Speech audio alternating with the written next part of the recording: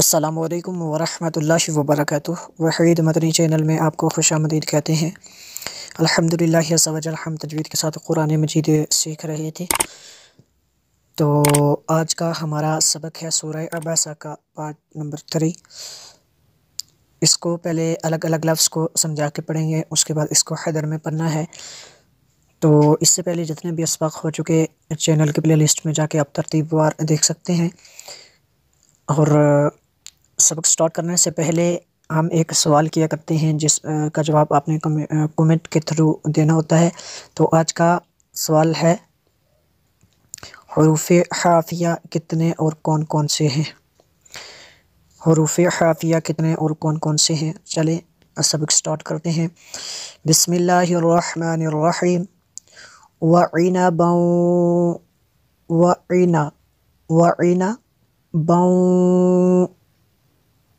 تنوین کے بعد واو ہے حروف یرملون میں سے، تو یہاں پہ غنہ کریں گے۔ غنہ کی مقدار حروف مدہ جتنی ہوتی ہے، جس طرح متا، یہ دیکھنا الف ہو اور الف سے پہلے لفظ پر زبر ہو، اور واو ساکن ہو، واو ساکن سے پہلے لفظ پر پیش ہو، اور یا ساکن ہو، یا ساکن سے پہلے لفظ کے نیچے زیر ہو، تو یہ حروف مدہ ہیں۔ تو جتنا اس کو کھینچا ہے اتنا ہی غنہ ہم نے کرنا ہے۔ وعنبا، تو یہاں پہ غنہ ہوگا۔ وقضبا، یہاں پہ اگر وقف کریں گے تو قضبا ایسے پڑھیں گے، اور اگر وقف نہیں کریں گے تو یہاں پہ اس کو واو کے ساتھ ملانا ہے۔ تو ہم وقف کرتے ہیں قضبا، ضاد کو پر کرنا ہے، قاف کو بھی پر کرنا ہے۔ آگے ہے وزئی، زا کو سخت بننا ہے۔ تو وزیتو نو، یہاں پہ بھی ادغام ہوگا، تنوین کے بعد واو حروف یرملون میں سے ہے تو ادغام ہوگا۔ ونخلا، خا کو پر کرنا ہے۔ یہاں پہ بھی اگر ملا کے پڑھیں گے تو اس کو جو ہے یہاں پہ اسی طرح یہاں پہ بھی ادغام ہوگا، تنوین کے بعد واو ہے حروف یرملون میں سے۔ تو آگے ہے وحدائق، یہ جو مد ہے مد متصل ہے کیونکہ ہمزہ اس کلمے میں ہے۔ غلبا ایسے اس کو پڑھنا ہے ہم نے، اور اگر ملا کے پڑھیں گے تو پھر اسی طرح ادغام ہوگا۔ وفاکہۃ، یہاں پہ بھی ادغام ہوگا، تنوین کے بعد واو ہے حروف یرملون میں سے۔ وابا، اب اس کو ایک مرتبہ دیکھ لیتے ہیں حیدر میں۔ وعنبا وقضبا وزیتونا ونخلا وحدائق غلبا وفاکہۃ وابا متاعا لکم ولانعامکم، یہاں پہ غنہ نہیں کر سکتے، نون ساکن کے بعد عین ہے حروف حلقی میں سے، تو یہاں پہ اظہار ہوگا، غنہ نہیں کریں گے۔ ولانعامکم فَإِذَا جَاءَ، یہ مد متصل ہے کیونکہ حمزہ اسی کلمے میں ہے۔ تصاخ، یہ مد لازم ہے۔ تصاخ، یہاں پہ وقف کریں گے تو صاخ ایسے اس کو پڑھیں گے۔ متاعا لکم ولانعامکم فَإِذَا جَاءَتِ الصَّاخَّةُ، صاد کو پر کرنا ہے، خا کو بھی پر کرنا ہے۔ یوم یفر المرء من اخیہ، وقف کریں گے، اخیہ ایسے اس کو پڑھیں گے، ہا کی تھوڑی سی آواز آئے گی۔ وَأُمِّهِ، میم شدد ہے یہاں پہ غنہ ہوگا۔ وَأُمِّهِ وَأَبِيهِ، اس کو وَأَبِيهِ ایسے پڑھیں گے، یہاں پہ وقف کریں گے تو وَصَاحِبَتِهِ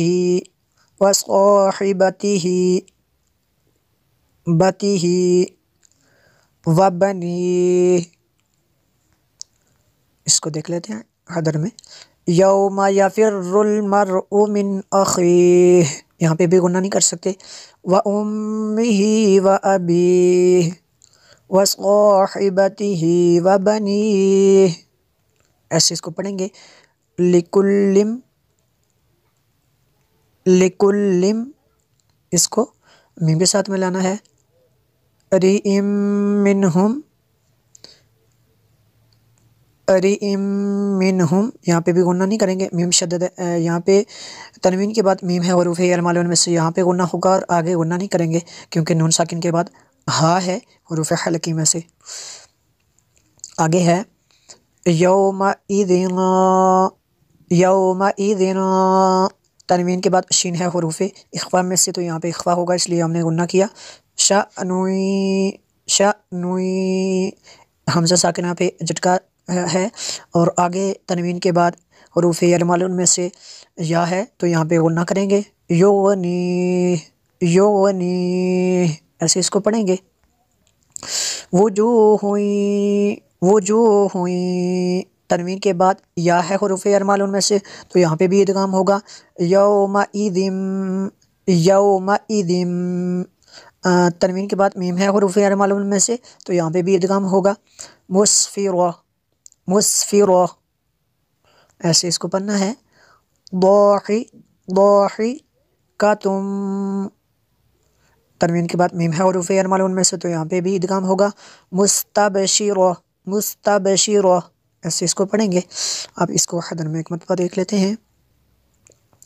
لِكُلِّ امْرِئٍ مِّنْهُمْ يَوْمَئِذٍ شَأْنٌ يُغْنِيهِ وُجُوهٌ يَوْمَئِذٍ مُسْفِرَةٌ ضَاحِكَةٌ، ضاحِكَةٌ، ضَاحِكَةٌ مُسْتَبْشِرَةٌ